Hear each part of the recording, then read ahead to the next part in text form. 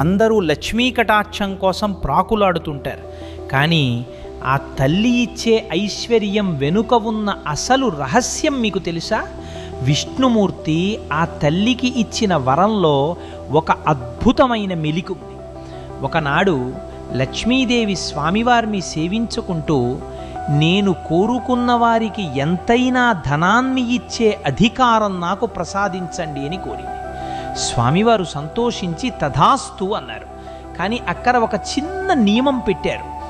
లక్ష్మీదేవి ఎంత ఐశ్వర్యాన్ని ఇచ్చినా విష్ణుమూర్తి తలచుకుంటే దాన్ని మరుక్షణం వెనక్కి తీసుకోగలడు. ఇది గమనించిన సరస్వతీదేవి తమకు లక్ష్మి కంటే గొప్ప వరం కావాలని కోరింది. అప్పుడు స్వామివారు, తల్లి, నీవు ఇచ్చే జ్ఞానాన్ని మాత్రం ఈ సృష్టిలో నేను కూడా వెనక్కి తీసుకోలేను అని వరం